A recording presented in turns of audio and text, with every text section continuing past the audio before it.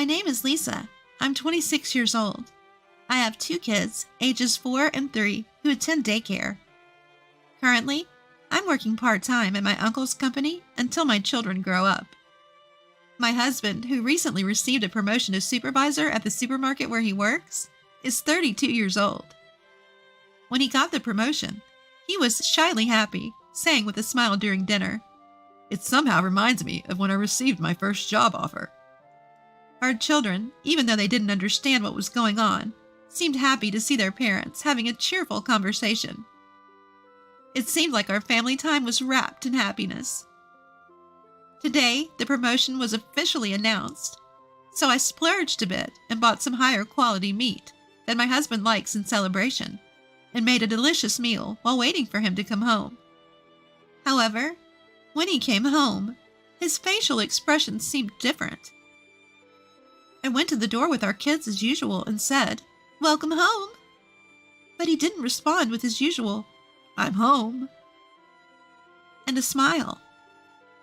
Our kids and I were puzzled, but I thought he might be tired, so I told him dinner was ready without making a big deal about it. While I was setting the table, my husband, who usually changes clothes and cheerfully comes straight to the dining table asking, "What's for dinner tonight?" sat at the table with a serious expression. And then, looking at the food laid out on the table, he said, "Hey, you! Is this supposed to be my celebratory meal?" I couldn't believe my ears. That's because he's never called me "you" before. Our kids didn't know how to respond to this unfamiliar version of their father and fell silent. Feeling the mood worsen, my husband continued to say things like, "You don't realize how amazing I am. I worked hard to become a supervisor. Do you understand?" Seemingly upset that I didn't seem to respect him enough. I didn't want the celebration to turn sour, and more importantly, I didn't want our children to look anxious, so I tried to appease my husband. "I'm sorry. Thank you for always working so hard for us. We always appreciate it," I told him. He seemed a bit better after I said that, so throughout the meal, I tried to sprinkle words of appreciation and gratitude into our conversation. But he kept saying things like, "This meal isn't enough for my celebration." I was disappointed because I had splurged on expensive meat that we don't usually buy, and made dishes that my husband likes, thinking it would make him happy. But if he thinks the meal is modest, then I must not have met his expectations. I thought to myself and tried to calm down. I figured his unusual behavior was due to being tired from his first day as a supervisor, and hoped he would be back to his normal self the next day. After the meal, I started cleaning up, relieved to see my husband talking to our children on the couch as usual. Usually, I can hear the 3 of them laughing, but it was very quiet, so I stopped what I was doing and listened to their conversation. I was stunned to hear what they were talking about. "If you want to be like Daddy, you have to study a lot. You'll have trouble in the future if you end up like Mommy, who doesn't study," he was saying. So I rushed over and stopped the conversation. "What kind of thing is that to say to the children?" I asked him, but he responded angrily, "It's not wrong. What's bad about it?" We'd never had a fight before, so I was at a loss for words. When I stayed silent, he sneered and said, "See, you can't answer, can you? You couldn't survive without me, could you?" "You don't want to live off of our children, do you?" I asked him. "What's gotten into you today? You're acting strange. You're not the type to say things like this, are you?" But my husband just replied, "I'm just saying what I've been thinking. I hate that you think you're on the same level as me." He made it sound as if the man I knew until yesterday wasn't his real self, but rather a facade he had been putting on. It was only then that I realized the man standing before me was my husband's true self. I was filled with an emotion I had never felt before, a mix of anxiety, sadness, and frustration at this shocking reality. At that moment, our eldest son, who is 4, said to me, "Mommy works a lot too." Who's more impressive, your part-time working mom or your dad, the big shot at his company? My husband scoffed at our son's silence, saying, "Can't you understand, even at the age of 4? You must have inherited your mom's brains as well as her looks." Thinking he was being scolded, our son looked down, tears welling up in his eyes. To distract the children from the situation, I suggested with a smile, "Shall we take a bath together?" Usually it was my husband who bathed the kids, but they were thrilled to take a bath with me instead.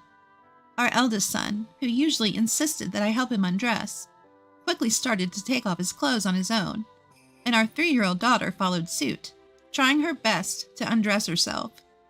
After helping her a little, her clothes came off, and I praised her with a smile, saying, "Well done." She looked very pleased with herself. Seeing the children like this was so healing that I almost forgot about the incident earlier.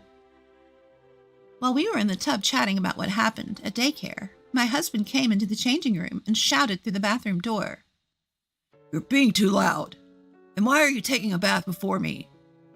The children clung to me in fear. As my husband grumbled his way back to the living room, our son said with a worried look, "Daddy is mean today." I hugged my daughter, who seemed on the verge of tears, and said, "Daddy is just tired and grumpy today. He'll be his usual self tomorrow." After we got out of the bath and prepared for bed, we went to the children's bedroom earlier than usual. We spoke in hushed voices as not to provoke my husband. The children seemed to find this fun. "It's like we're having a secret conversation," they said, talking more than usual in their little whispers. They even tried to suppress their laughter, perhaps fearing that my husband might get angry. But the more they tried not to laugh, the more they seemed to want to, and they spent the entire time chatting and laughing happily. Watching the children like this, I felt truly happy. Having laughed themselves tired, the children fell asleep earlier than usual. I then headed for the living room where my husband was. My husband was looking at his smartphone, his hand covering his mouth, his face slightly red, as if he was embarrassed. I felt a bit off, but more importantly, we needed to discuss my husband's behavior earlier today. "You've been acting really strange today," I told him. "Even the kids are getting worried." He replied, "What's so weird about me? If anything, you're the strange one. Aren't I supposed to be respected by our kids? Do you want them to turn out like you?" He didn't feel guilty at all, even going so far as to belittle me. I told him, "I've not led a life that deserves being looked down upon." But he just kept insisting, "Your way of thinking is wrong." And we couldn't have a proper conversation. Then he said, "We're doing things my way from now on. I'm going to change our family's wrong ways." When I asked him what he meant, he suggested that the family should always put him first, take a step back, and create an environment where he can relax. I told him, "That's too different from how we've been doing things. The kids will be confused." "Please stop." But it seems like he heard about the family life of a department head he respects, and thought that my and the kids' attitudes towards him at home were wrong. It seems he got some words of encouragement from the department head when he got promoted, and had a little chat. In that conversation, the department head had said, "The reason I was able to become a department head a bit earlier than my peers is thanks to my wife." So my husband asked the department head about his wife and family. The department head's wife doesn't let him do anything, allowing him to focus solely on his work. This hasn't changed even after their child was born, and she manages all the housework and childcare perfectly. Their child apparently wants to be just like their father too. Hearing this, my husband seemed to think that the reason his promotion came later than his peers was my fault. He now believes that if he makes our family like the department head's family, he can catch up with his peers and get promoted earlier. I didn't say it out loud, but I thought to myself that it wasn't my fault, but rather his work wasn't being appreciated. I felt so drained all of a sudden. As I was heading to the bedroom to sleep, my husband stopped me. "The moment I got promoted, I've been admired more than ever by the part-timers and temps. As soon as I became a supervisor, my phone never stops buzzing," he said. a hint of blush on his face. Then he said, "You should be more grateful you've got such a popular guy for a husband." Misunderstanding the fact that people relying on him means he's popular. I had my doubts about what he said, but I was too exhausted, so I just said, sure, and went to the kids' room. I got into the kids' bed and decided to sleep there. The next morning, I was disappointed to find that yesterday wasn't a dream. When our son casually said, "Good morning," to my husband, he suddenly yelled, "It's good morning, sir," to your father.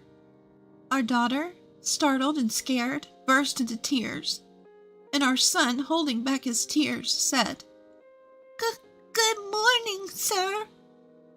Seeing this, I yelled, "Don't shout at them for greeting you as they always have." But my husband yelled back at me, "Didn't you understand what I said yesterday? You should be grateful just to be with someone like me." He continued.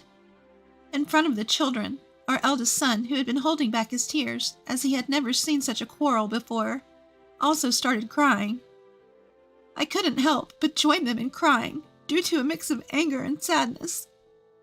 Seeing this, my husband exclaimed, "What a depressing start to the morning," and left for work without eating his breakfast.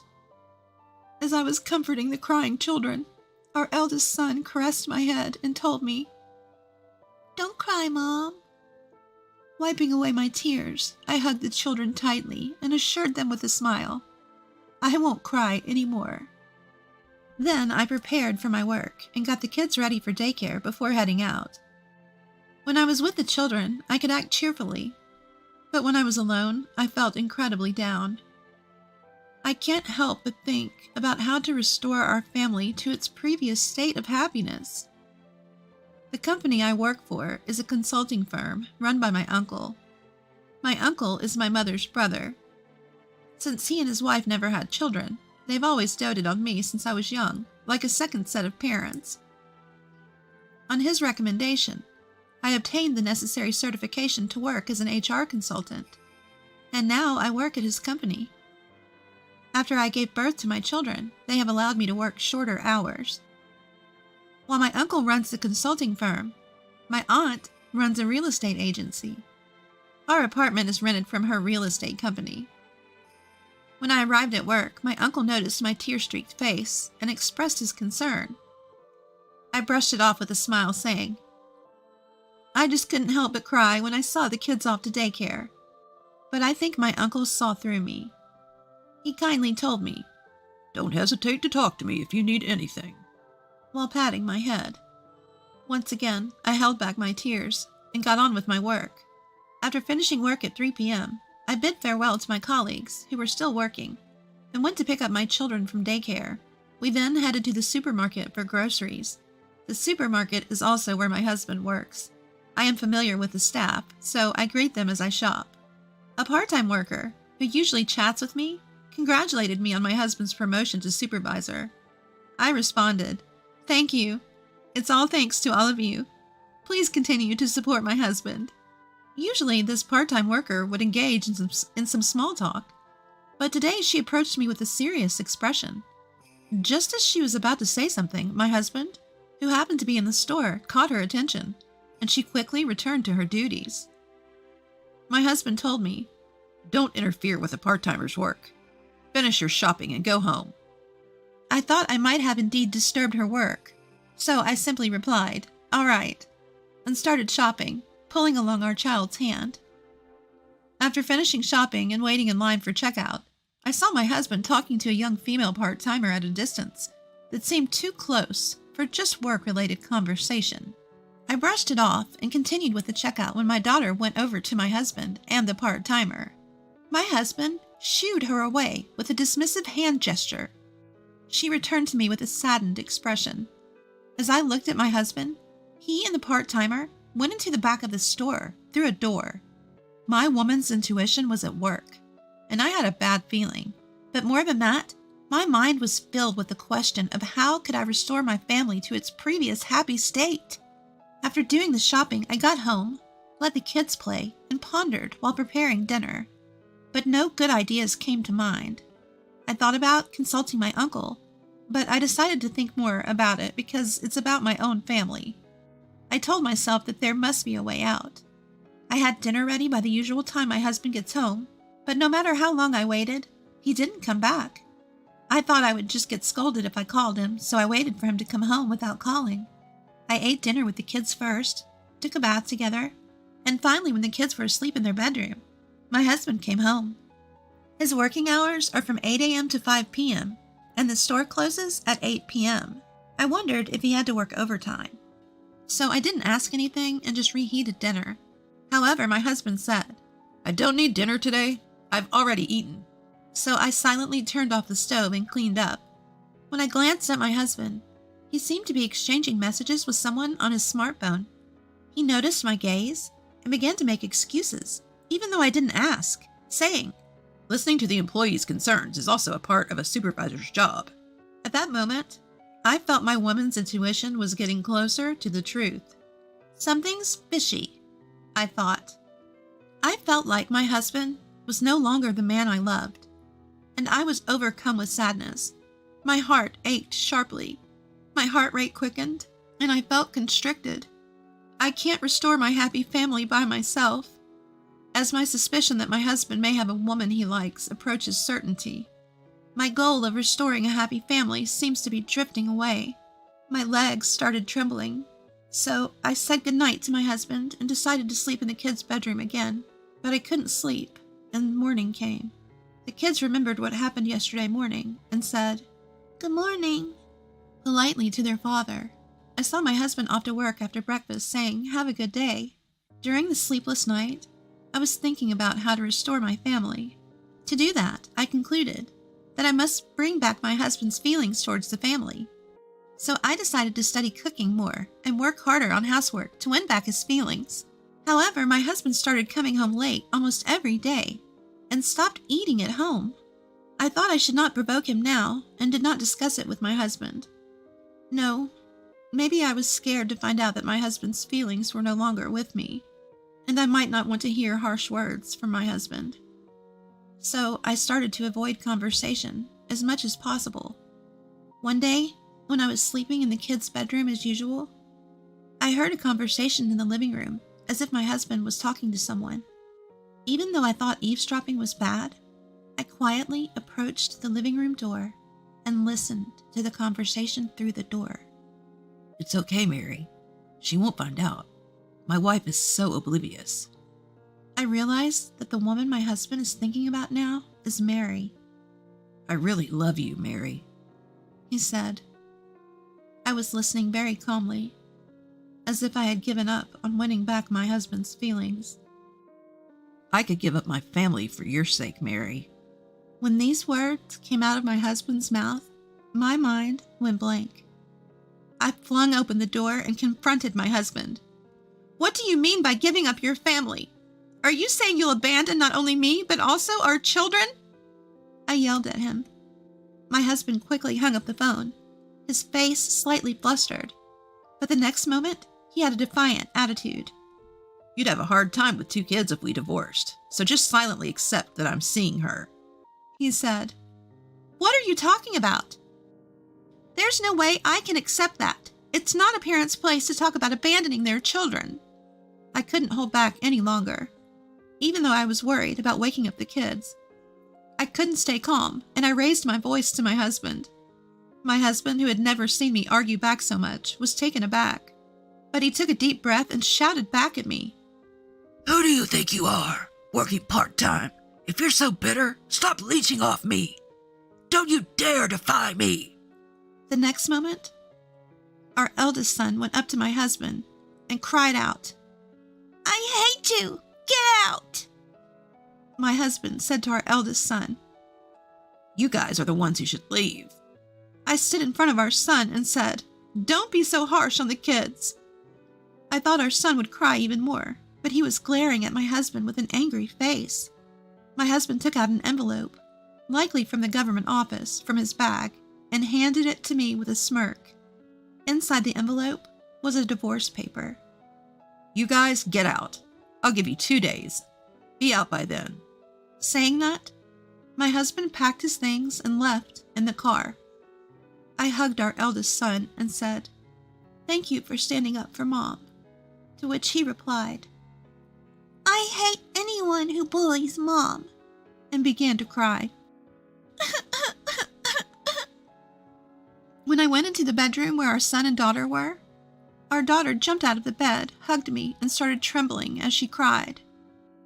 I told my children, "Shall we live somewhere without Daddy, just the three of us?" Without any hesitation, the kids said, We don't want this scary place. We don't need Dad. their decision as little kids might change someday. However, living with someone who can easily say that he will abandon his children for the woman he loves will never lead to the happiness of the children. On the contrary, it might hurt the children physically and mentally. I thought the first priority was to separate the children from my husband as soon as possible. So even though it was late at night, I called my parents and told them everything that had happened. My parents told me to come home right away, but I declined, because it would take 2 hours to get there from here. The reason was that I really enjoyed the job at my uncle's company, and I thought it would not be good for the children to change their environment completely. Moreover, they have a lot of friends at the daycare center, and they look forward to going there every day, so I couldn't choose to go back to my parents' house right away. I consulted with my uncle and told him that I was planning to rent an apartment for my aunt's real estate company. My parents were worried, but they said they would come here first thing tomorrow and ask my uncle and aunt together. The following day, my parents came to my uncle's company, pleaded with him on my behalf, and my aunt was present too. They promised me they would rent me a room. Afterwards, since I was quite busy with work, I asked my parents to handle the moving preparations and picking up the kids from daycare.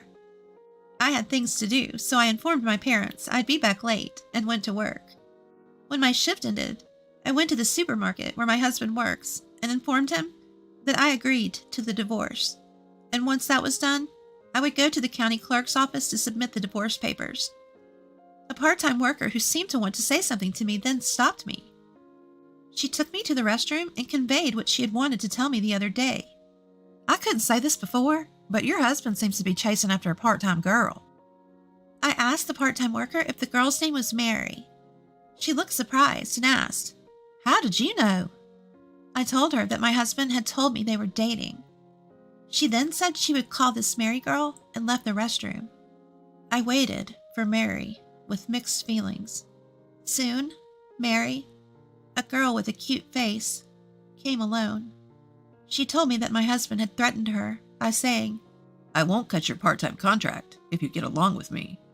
He also told her to exchange contact information, and she reluctantly did so, after which she started receiving messages from him at all hours.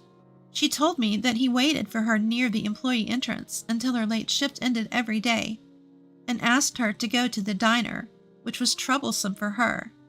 What was even more frightening was that on Mary's days off, he would come near her house and tell her to come out. She thought this was scary, if true, and showed me all the content of the messages as evidence. I understood that what Mary was saying was true, and I told her that I had heard from my husband that he was dating Mary, and that wasn't the cause, but I would be submitting the divorce papers afterwards. Mary said she wished she had told me about this sooner, but I told her not to worry about it, as this divorce was inevitable. For some reason, we hit it off and exchanged contact information, and then left the restroom. I looked around the store for my husband. However, I couldn't find him, so I went around to the employee entrance and decided to have him called from the office. My husband approached me with a grin and said to me, So you've come to your senses. You can't support 2 kids on a part-timer's salary. With no sympathy left for my husband, I coldly retorted, "I can't do it anymore. Let's get a divorce." He looked surprised and asked, Are you sure? How are you going to raise the kids on your own? I replied, "You do know I work as a social worker, right? I work part-time with reduced hours, but my income is higher than yours, so don't worry." He seemed surprised. Then I said, "I'm going to submit the divorce papers. Goodbye," and headed to the county clerk's office. After submitting the divorce papers, I felt a strange sense of relief. and I couldn't wait to see my children.